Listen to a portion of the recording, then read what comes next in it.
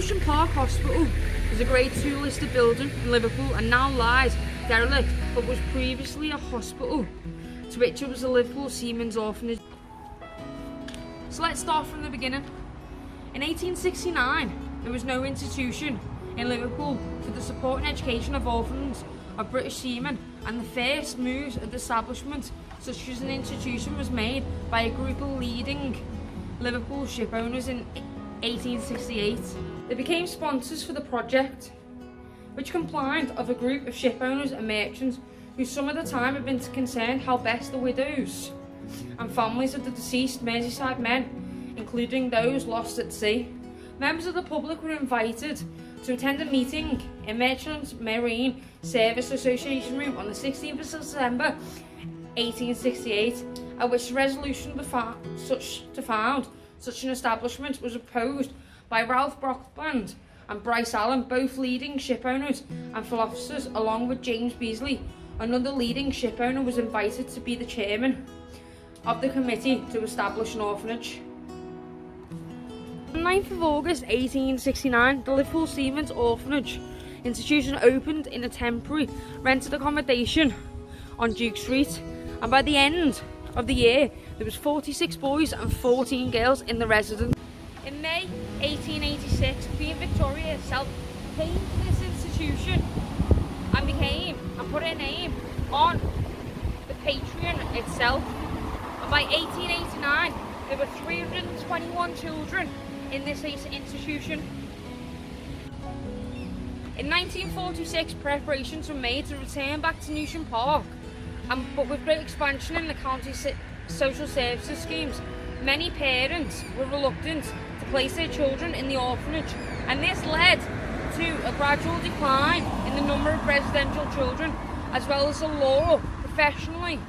Children under 11 being educated in the same school, older children it wasn't allowed, and younger children were left living in the institutional school. And despite Newsham Park indictment, financial difficulties increased, and eventually on the 27th of July 1949, the orphanage closed its doors for good. Carrying on through history, in 1954, the Newsham Park orphanage reopened, but this time it became a hospital and with a psychiatric department, and received an influx of patients with severe mental problems. And in 1988, it stopped taking on new patients, and by 1992 the remaining patients and staff were moved and relocated. In 1992, with closure of Raynell Lunatic Asylum, the inmates were moved to this Newsham Park Hospital, taking up 90% of the space. 1.6 million was spent on the hospital so it could house new patients, and there were still notices on boards in the school block and the paperwork in the property that dates back to that day in 1948. So where are we today? The site is now owned by a developer that has planned an application to actually turn this building or part of this building into an events venue, including kitchen facilities, dining restaurants and bar and function rooms and seminar facilities.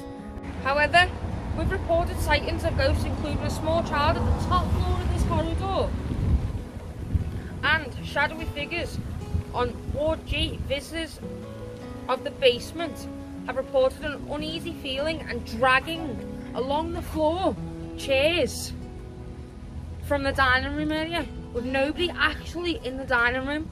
The building now hosts a private ghost function and events, but with this magnificent building turned into a public place, or shall the ghost hauntings remain forever, allowing nobody to actually access to their territory? We'll just have to see.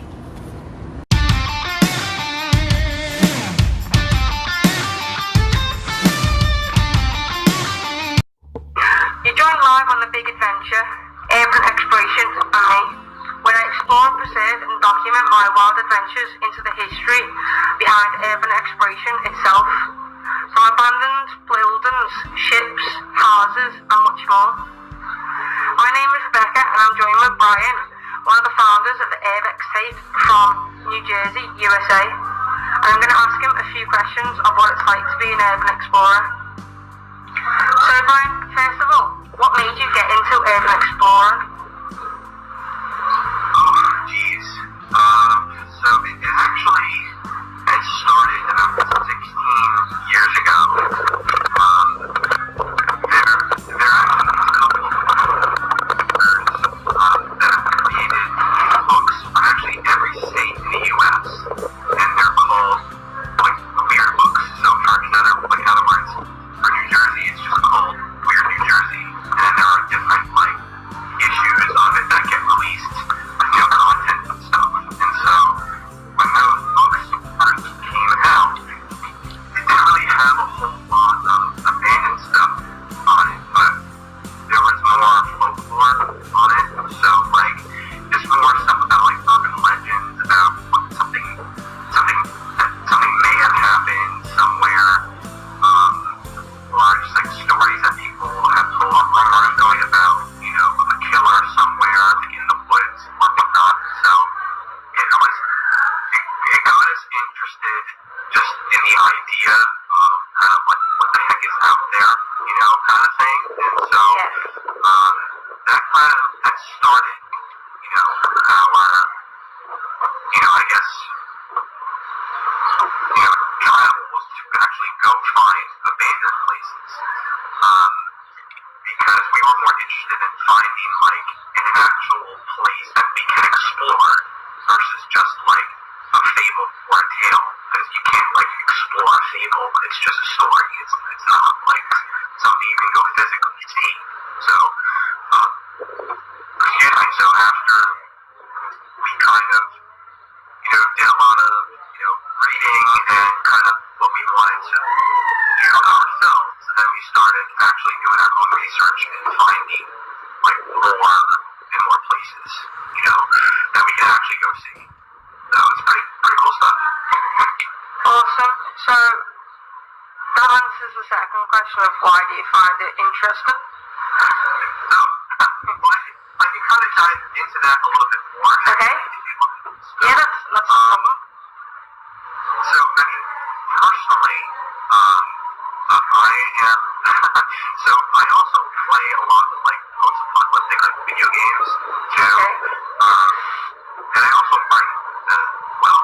I also write screenplays, about, like, that same kind of, like, just, world and environment where, like, what the heck is going to happen in this world, when we're kind of like, when it almost feels like we're in a movie, and personally, I have always found it interesting because, like, it's like the unknown, really. Okay. And, I think a lot of people are always extremely comfortable with what's in front of them. And, I always found it a little bit more interesting to, try and discover and find out what the heck this stuff's going to look like and be years from now when maybe we're not here anymore. So that always kind of, I know that's, maybe it sounds morbid, I don't know, but I mean, it always sounded kind of, it always, sounded like a cool idea to me. And, that's why I kind of wanted to, explore it. That's awesome. Yeah, I'm the same basically. I've always dived into history and stuff like that. So, next question is, do you do it as a hobby or you actually have a career out of it, don't you? So it's just a hobby, actually. So, I mean, what I do, like, for work is, I'm a recruiter, so I help people, like, find work. Okay.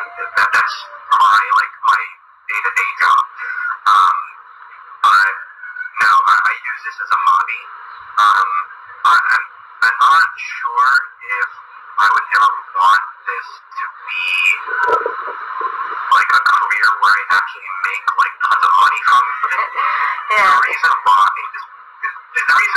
is because I think sometimes when you turn a passion into a career, sometimes you lose interest in it because, you look at it as like, oh, I gotta make money from it now versus I just want to have fun. And that's why we go to these places and we do it for fun, we don't have like a crazy amount of like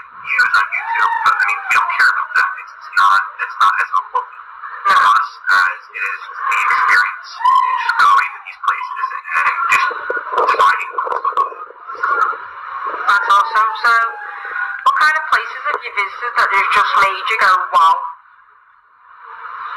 Oh, that's a great question. Probably the bigger the place, like, the cooler it is. The biggest place that we've ever been to, which is now demolished, unfortunately, so nobody can go see it, is Glossier's Resort, which is in the Catskills in New York.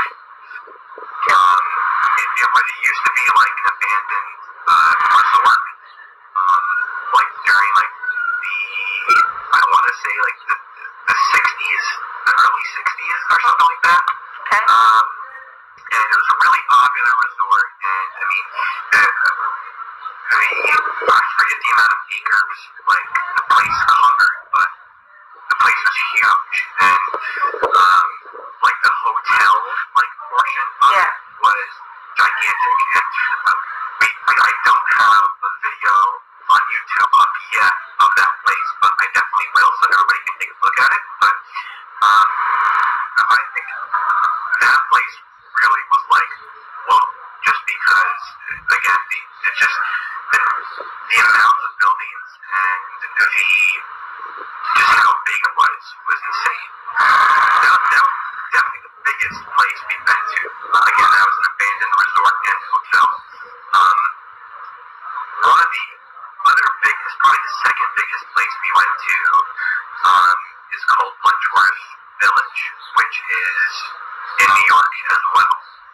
That's actually part of a park, so that will never be demolished, according to the state at least. So anybody can go visit it.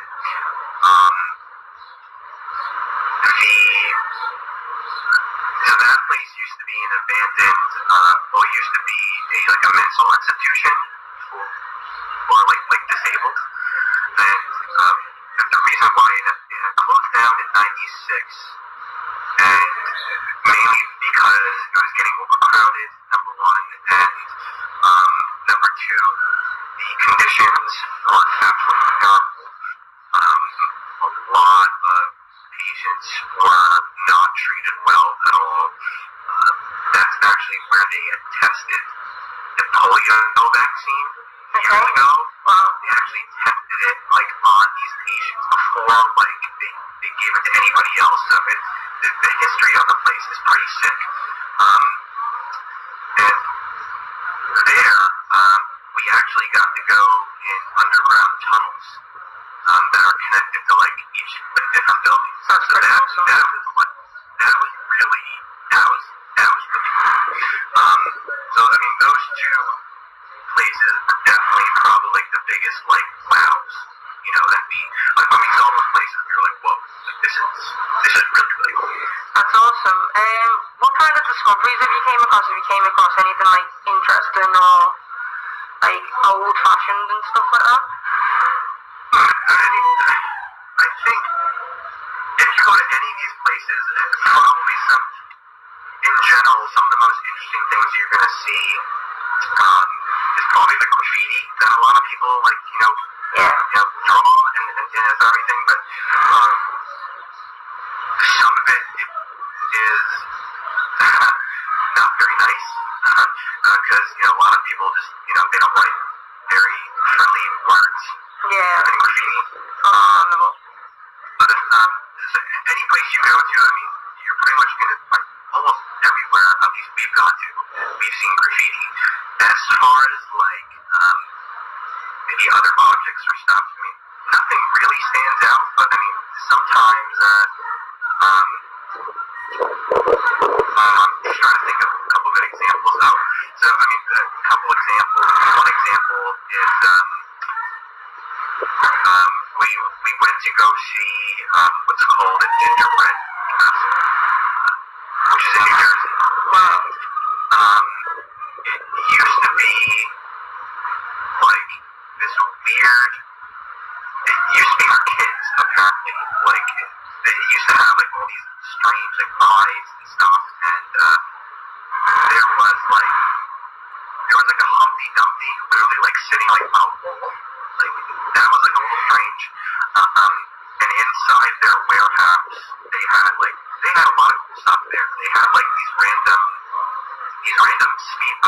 had nothing to do with like the actual like art inside.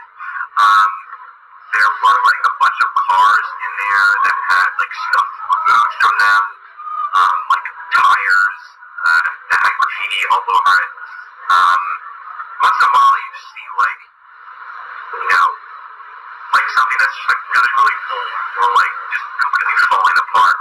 Like, I don't know, like a vacuum cleaner, for example. You know, when you see a normal vacuum cleaner, it looks just like a part of like, you know, something that you normally use. But if you like go into one of these places, you might see one that looks like all rusted up, parts that are taken off or broken or whatever. And so it's kind of like seeing something like 20 years after it expires.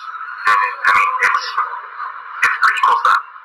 I think that's it. Yeah, that's pretty awesome actually, like just abandoned places in general.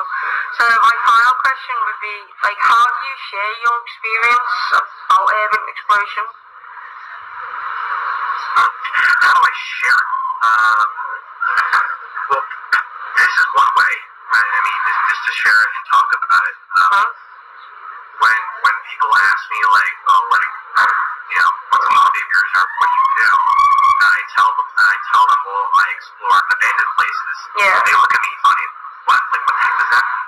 And I'm like, well, I mean, you know, when places kind of just, you know, bite the dust and, you know, nobody takes care of it, you know, I kind of want to see what it looks like. Yeah. I think that the most interesting part about it is like, is kind of picturing what a place kind of looked like when it was like fully alive, when people were in it, and you know, it was, you know, going through its normal routine. Yeah. And now, so it's just, I think that it's the contrast that makes it very interesting. Yeah, you share your We also experience on Instagram and YouTube, don't you? Yeah, I was just about to go into that. Yeah, so we have a YouTube channel that we're just getting everything, you know, up on. We have an Instagram. We also have a Twitter, but I mean, our Twitter, I don't think Twitter is really as big as it used to be. No, So I mean, definitely not. I have our YouTube channel and also our Facebook page. Yeah. Is where we have the most activity. And so we try to just share our travels as best we can. Okay, that's brilliant. Okay, thank you for that.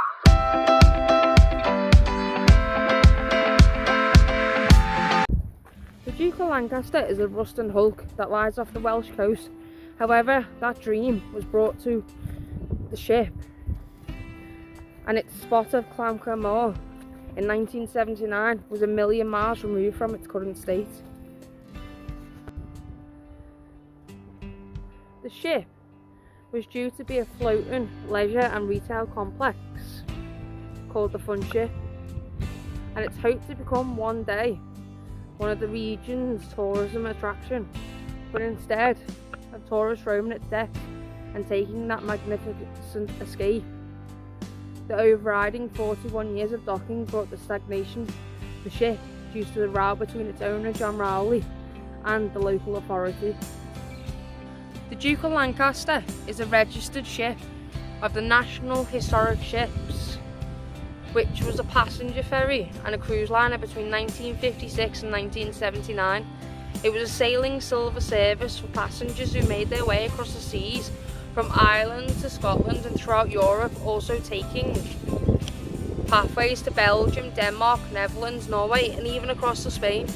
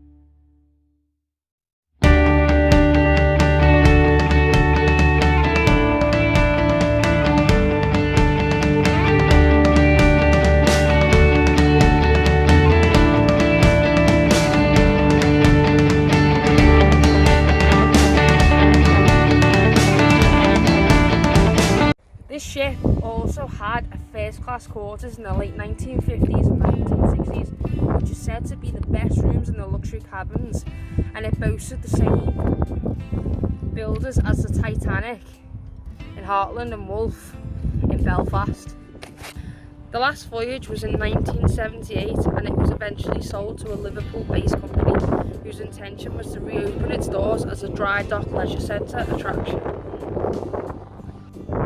3 vessels of the same class were built in the different yards: the Duke of Lancaster, the Duke of Argyll and the Duke of Rothesay, and they were to be the last in a long line of passenger-only ferries and railway ferries. However, the Duke of Lancaster, it stood out, not just because of its shared heritage, but because it was converted into a luxury liner with minimal effort. It was replaced by an earlier 3,600 ton ship of the same name operated by the London, Midland and Scottish Railway Company between Newsham and Belfast. The Duke of Lancaster was a replacement for the 1928 steamer built by London, Midland and Scottish Railway. Mr. Rowley, owner of the Duke of Lancaster, tells us delight over the pristine condition when he first saw the vessel, and in the late 1970s a businessman was keen to set up as a Sunday market trader. However, back then Sunday trading laws made it impossible, as trading from a boat exemplified a way around the laws. They did not apply to any seagoing ship. John Rowley wrote that not only was she still in very good condition, she was already kitted out with bars and restaurants along the fully fitted cabins, lounges and small cinema with a car deck, also ideal for the use as a petticoat lane style market, we hoped for. However, this was beyond wild expectations at the time.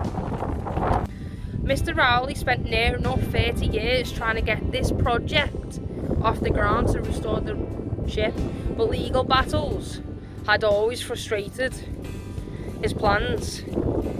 It was the 3rd highest rates attraction in North Wales in 1980s in the terms of visitor numbers. However, after decades of being abandoned on shore, Mr. Rowley, 75, believes it would take around £1 million just to restore the vessel and return it to its former glory. But Mr. Rowley is irresolute that Flintshire Council and the Forerunner Authority, Clwyd, were always opposed to his ventures. Mr. Rowley explains, along 13 separate enforcement notices, and the council refused numerous planning permissions, opposed bar licence and issued magistrated summons over the lack of fire escapes. Now living in Romania, John Rowley said, "We got planning permission in 1980, the ship opened in 1980 and we traded for a few years. But with aggravation all the way with the council on the multiple of different things, where he said to have appealed to the Secretary of the State for Wales over the enforcement notice and won, with the authority having to pay the cost in the end, and Mr. Rowley applied for a High Court injunction to close the ship on the safety grounds. In 2012, Mr. Rowley allowed several graffiti artists to come across Europe and spray paint images of the former sealing steamers, and the group of artists have been hoping to open the site as an open-air gallery decked in creations of some gallery, Europe's edgiest and best-known artists.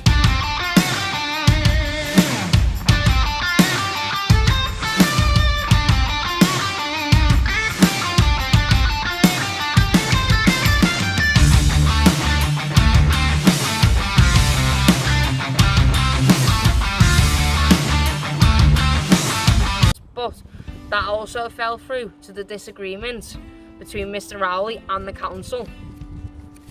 Also in 2012, a group of arcade enthusiasts gained access to the ship and found a bunch of old arcade machines from Pac-Man to Space Invaders, which then brought out the near enough 50 arcade machines, and it took nearly 8 months to try and contact the owners of this ship. From phoning the council to phoning the post office to contacting everyone in town, which eventually, in 2012, they managed to get hold of a family member who could help them out. Paul Williams, a founder of the member of Duke Lancaster Society, said initially the ship has an eerie and ghostly feeling to it, with old fixtures and fittings surviving from days when it last functioned. And in 2012, Mr. Williams also stated it's like a time capsule. Her initial fittings are extremely good condition, with a notable exception of the mindless vandalism of windows taken out by kids with rifles and catapults. Mr. Williams worked on the ship as a lifeguard coordinator in 1984 and wants to see the vessel functioning as a gallery again. The Duke of Lancaster is now looked after by a gentleman called Alan Darcy, who used to work on the ship back in the day, along with having his wedding reception in 1982 actually on the ship. And it also showed on an appearance of BBC Coast in 2012. So where are we today?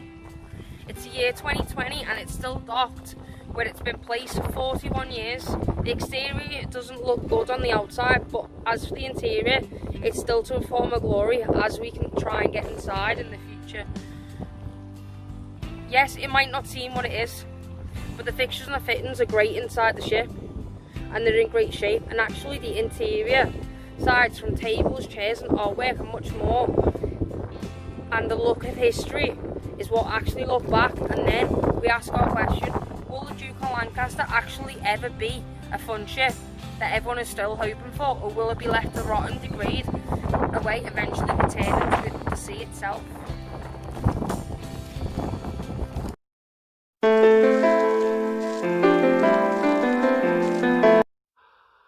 Welcome back to The Big Adventure, Urban Exploration and me. Today I'm joined with Mary, who's based in France, Paris, to find out what her life is like being an urban explorer. So, first of all, what made you get into urban exploring? Okay, so it was when I was younger, when I was a teenager. It's just that I have friends who enjoy to do that. And so I started to explore some lost places around Paris and afterwards in France. And it's just that I like it to do that. And then I continue by myself. So it's just basically because I knew some guys and some friends who did that. So, why do you find it interesting? Because I think that each place has its own history. Like I like taking pictures and photographies, and for me, like each place it is different, and it I don't know, like it is very exciting to go to a place where it is where it is where there is like nothing, when you are just alone. So I don't know, it is a feeling like it is just you and the building, you know, like you are just lost in somewhere, and it is a strange feeling. Like I don't know, like sometimes you discover objects, I don't know, some photos of families, you know, like, and you just want to know the background of the building, and it is most like a feeling, you know.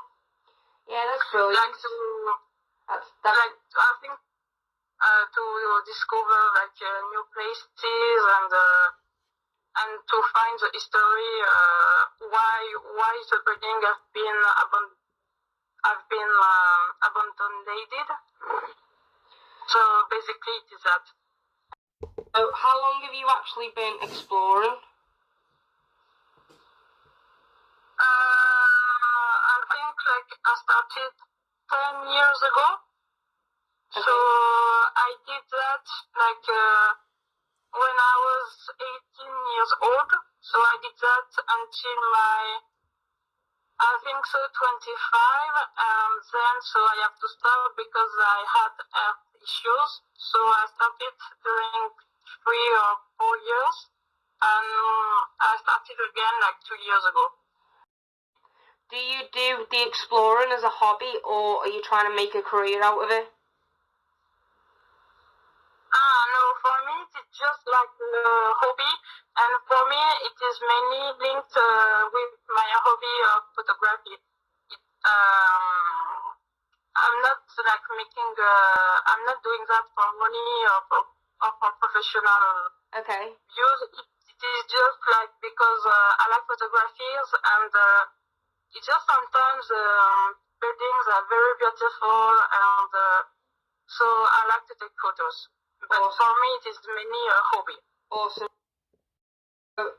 What kind of places have you visited that just makes you go, wow, that's amazing?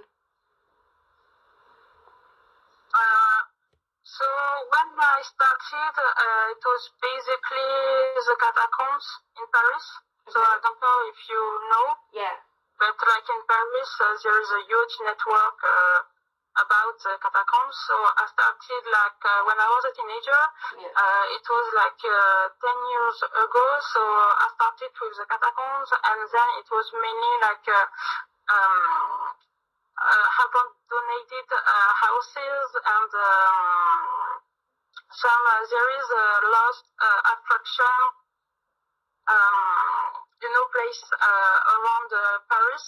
So mainly it was the catacombs and all the underground places, the caves, and the houses.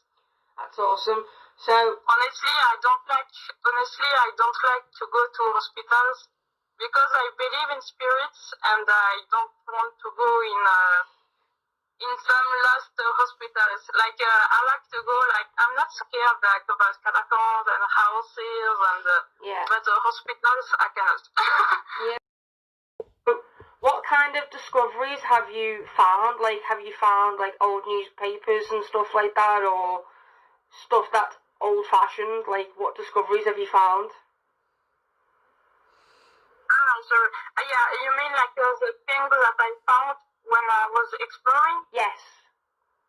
Okay, so it was mainly like some random objects, like toys or house or photos, or like personal, like sometimes it was like personal objects from the family, from the mother, from the father, from the children, and sometimes there was like nothing.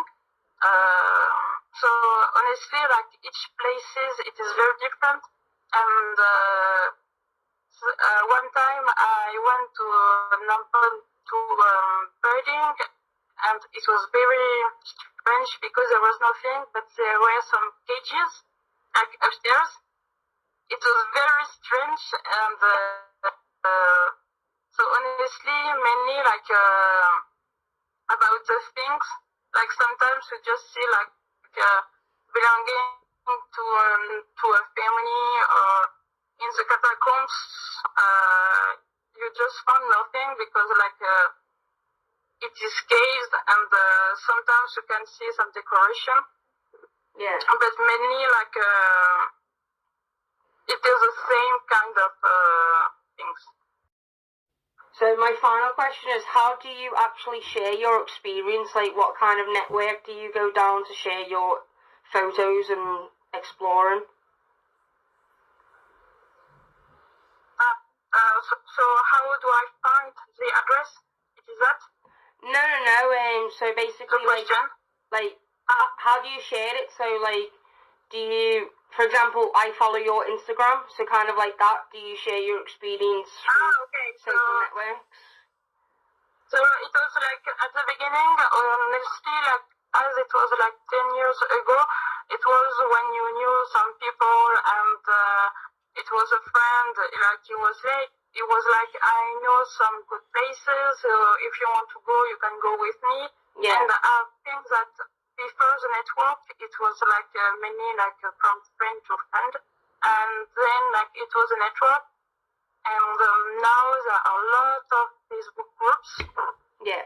And I think that now it is good and bad, because before, people, they were respectful to the places, and now, people sometimes, because now it is easy to find due to the network, and now there are a lot of people who are just enjoying to go there just to destroy and to make a YouTube video. Yeah. So now, I think it was better before, when it was really a friend to friend. Okay, that's brilliant. So but now it is very easy. Now it is very easy to find on Facebook on Instagram to find some places, and now it is like a trend or something, That's awesome. So that concludes the interview. So thank you for that. Slate quarrying existed for over 100 years by a small group of men who paid an annual fee of 20 shillings to the landowner for quarry slating. The landowners, who previously cited a mountain that is only suitable for grazing sheep, saw its potential. At the end of the 18th century and the following 100 years, the slate industry of North Wales became very important to the local economy at its peak. The Dinorwic employed over 3,000 men. After 1890, the production of slate became less, and so did the employers. The Dinorwic quarry was one of the largest slate quarries in the world, and today the scars of the terraces on the side of Glendale Mountain, along with the tips of slate waste, and silent testimony to the installation of this part of the North Wales Alley. The quarries was once a major source of income for any surrounding community, including Llanberis, Dinorwic, and as far away as the Isle of Anglesey. Wages for 5.5 days would be 75 pence, and ice was the biggest problem of them all. Slate waste from the quarry was dumped on the Paris side of the quarry, and all the slabs that were blasted from the rock would be treated in the shed below, and they were sawn, split into slates, and transported down the Gilfac Dove. The slate was placed on the wagons and pulled by steam trains to the dry dock in Finelli, and then shipped out to the places such as Holland and Germany. Slate men worked on a scheme similar to a bonus to make sure there was slate in the shed, or there was no money by the end of the month, so one goal was to get that bonus.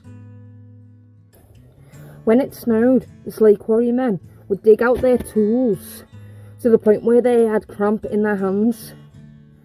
However, the slate quarrymen were a special breed of highly skilled workers who laboured in what we would now see as appalling conditions, in the face of prevailing elements, forever running the risk of death, ill health and serious injury. Normal men would be 2 rockmen, a splitter and a dresser, occasionally 1 or 2 journeymen, young lads learning the craft. One man would take a crowbar and wedge it in between the slate rock at the side of a mountain, and the splitter would break it down into reasonable sized chunks and make sure it was reasonable size to deliver to. Men were attached to a rope which was fastened around their leg, and that was their life support, and if anything happened they would just fall to the bottom, and that's how many men got killed in the slate industry.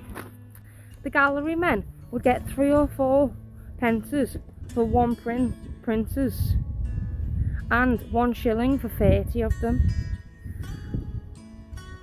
They had to guess the measurements, and if it was cut wrong then everyone would lose out, and calculations were made off to get it right the first time. They had to do the best to get the best wage at the end of the month, or lose out at everything. The quarrymen ran off a bargain system. A piece of rock 6 metres squared. A certain sum would be paid for good rock and a lower income for bad rock, and the wages would depend on the bargaining. There were good things about the quarry as well. Everyone helped each other out, and if someone approached you and wanted a special price for slate, they did not have enough and they didn't have enough, they would approach and ask. There was something special in the quarrymen between them. They were very clever men. The slabs were taken to the bottom of the sheds where they were sawn, split and dressed into slates. The working conditions in the sheds were terrible due to the fact it was always dusty and they had no masks to protect them. There was very little electricity, no heating at all. During the winter there were many rockfalls due to the fact when ice set the rock face became very unstable and dangerous. When the men reached the targets in the shed, they would go down to the other sheds to help others meet these targets. The quarrymen would gather in the cabin together and have their lunch and discuss the issues of the day. The men would always have a chairman to solve any disagreement that arose within the quarry, and they would have the final say, and to be elected as the chair was a privilege and a raise their status in the community. The slates were taken to Gilvacdur, which was a here of the Dinorwic quarry, and from there they was transported on large steam trains 7 miles from Gilvacdur and Pensquare near Port Dinorwic. And then the slates were shipped to different parts of the country and as far as Ireland and Europe. The Second World War further affected the slate industry as the demand for building slates dropped dramatically, and many quarrymen were listed in the army. In 1969 August, the slate quarry closed without warning. Just under 350 men who left for their annual holidays were not aware that they would not return to the quarry again.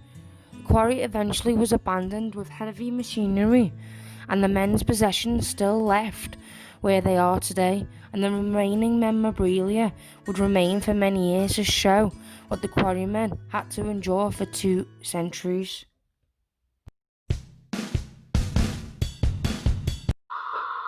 Welcome back to The Big Adventure, Urban Exploration and me. I'm joined with Yoerie from the Netherlands to ask him what it's like to be an urban explorer. So, what made you get into urban exploring, Yoerie? Well, as a little child, I really liked to explore old places. And when I go inside to see all ornaments, and that's why I like to visit them.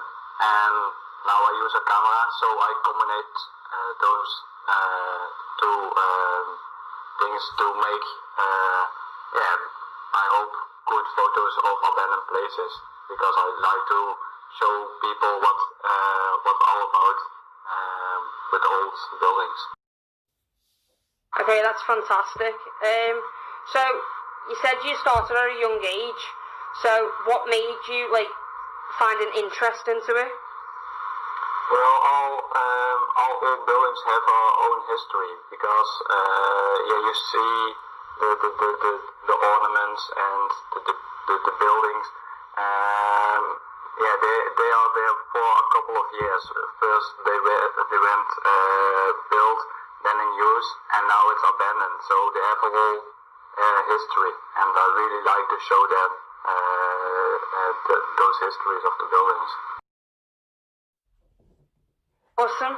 So how long have you actually been exploring for? Well, as a little kid I visit old places, but the exploration with the camera, I think 8 years now. I go exploring for 8 years with the camera to abandoned places. And now I think for 5 years more professional. Awesome. So, have you ever visited a place that makes you just go, wow, that's amazing? Yeah, there are a couple of places. I went in 2015 to Chernobyl, It's phenomenal. It is amazing to walk there in the ghost town. It's super big, quiet, no one is there. But also in Italy has have everything. They have hospitals, vehicles, castles, everything. So I really like to visit Italy for exploring abandoned places. So have you came across any fascinating discoveries, like objects or anything that when you visited places? Yeah. Sometimes you'll find interesting things. There was a castle in France with museum items from the First World War. Yeah, it was amazing because it's super history. But also a Bible from 1716. Something like that. But also in the hospitals, I like the morgue. It's creepy, but it's so cool to visit them. So my final question would be, how do you share your experience?